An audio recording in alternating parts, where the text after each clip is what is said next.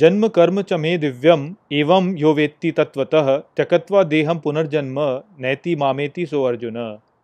Hello friends, this is the ninth shlok of the fourth chapter of Bhagavad Gita, and today we will understand this shlok in detail. So let's first go over its meaning. So the shlok says, Janma karma cha me divyam evam, which means birth and deeds by me to the divine. Yo vetti tatvatah, which means who knows the same way, takatva deham, which means by renouncing the body, punarjanma naiti, which means is not born again, mameti so Arjuna, which means ends in me, O Arjun.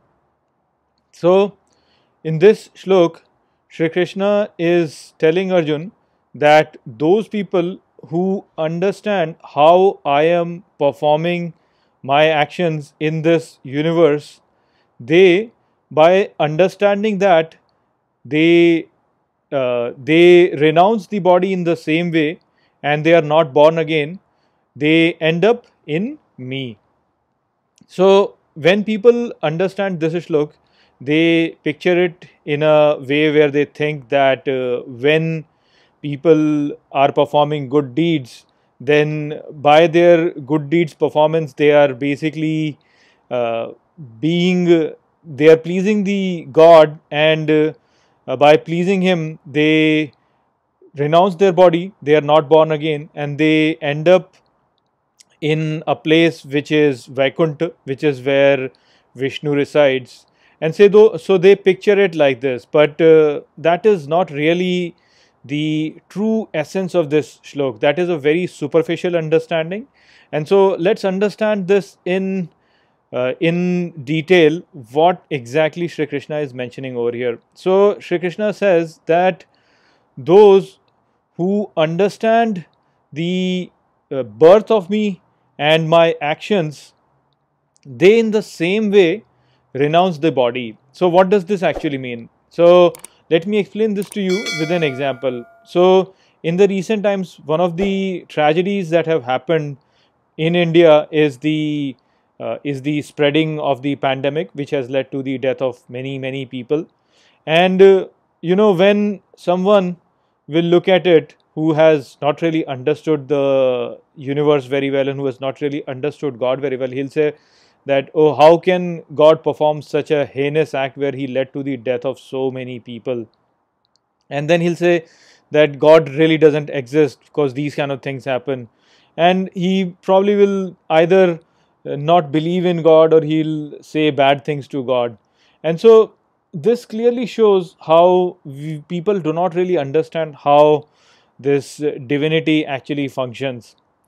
A person who has good knowledge, he will understand and say that the way this person is actually lamenting is not really the right way. That is not how God actually functions. So if you refer to the second chapter of Bhagavad Gita, over there Shri Krishna has already mentioned that nobody actually dies over here because everybody is Atma, and Atma is something which is always there. It's not something which dies. And so the wise people, they do not really lament or they do not really feel bad for anybody's death, because in the truest sense, nobody really dies. So these people who have died in this pandemic, we should not really feel bad about them that they have died, because in reality they have not really died. It's just their body which has died.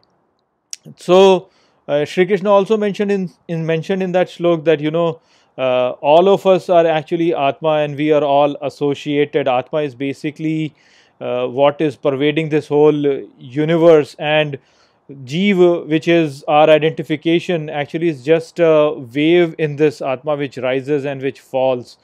So by that understanding, of course, all these people who have died, they are basically just waves in this ocean of Atma, and so they have subsided, but then they'll rise again. So again, we don't really have any reason to feel bad about all of these things.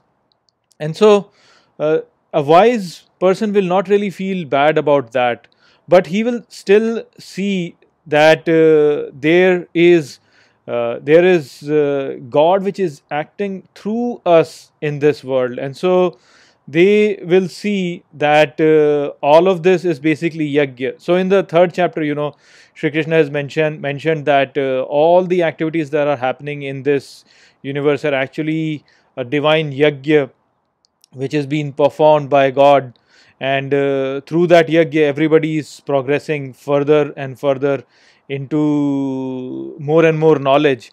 And so they will look at it from that point of view, and they'll say that, as the universe has progressed, as humanity has progressed, as we have become more and more knowledgeable, we have developed great technologies from us. And when we have developed these things, which are just part of this increased knowledge of all living beings, there is an increased tendency that a pandemic might spread, because now the world is a globalized world, everybody is connected, and so there is always a danger that a pandemic can spread amongst us. And so in our own ignorance, we did not really realize the impact that this pandemic can actually have. And this whole event of this pandemic spreading and people dying is in that sense a lesson to humanity to understand the dangers of it. And since we were ignorant, and in our own obstinacy, and uh,